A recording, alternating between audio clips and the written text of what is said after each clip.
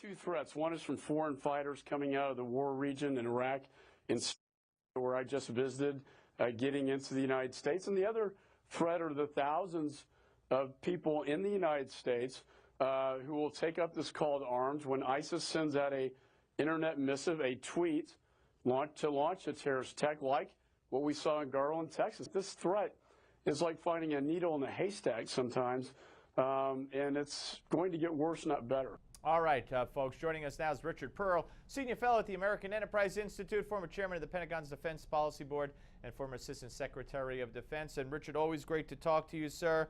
I want to start with what's going on today and what's not going on today, and that is the summit of the Gulf states, Camp David, the White House, and Saudi Arabia's king elects not to show up and sends an emissary in effect. What does that mean? Well, the administration is denying that it has any political significance. But in fact, the Saudis knew when they made the decision to send a lesser official that it would have political reverberations. I believe it reflects deep concerns on the part of the Saudis about how effectively the president is dealing with the Iranian regime and the Iranian threat.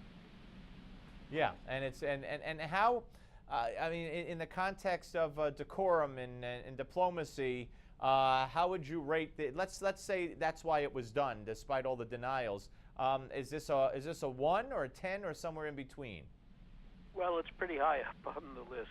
It is unusual for an event at that level. That is to say, if the head of state or the king is involved and he cancels at the last minute or declines to come at the last minute, that is bound to be seen as a signal, and so it's very rare.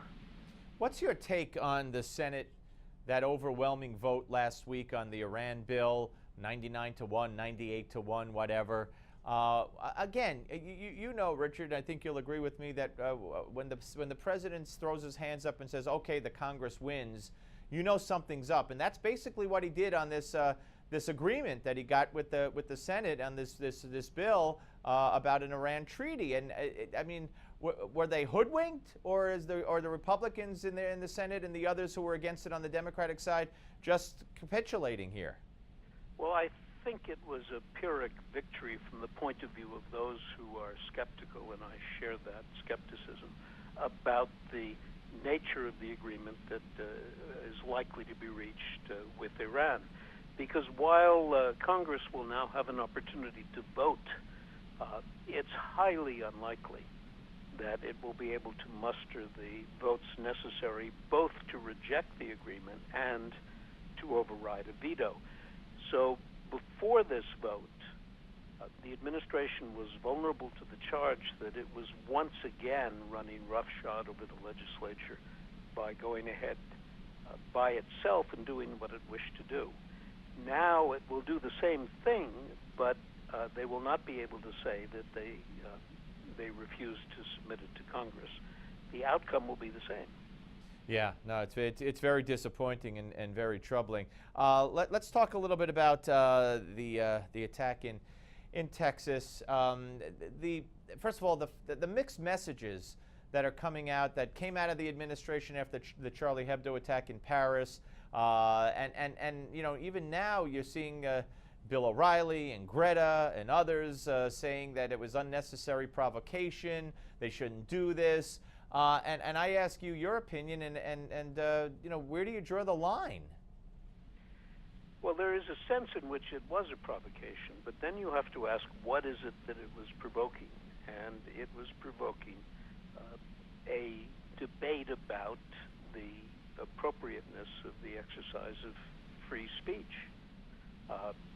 And I think it was done by people who were concerned that there is a great deal of self-censorship now taking place, publications all over the country and indeed the world that refuse to even look at subjects that they know will produce a violent response, a dangerous response.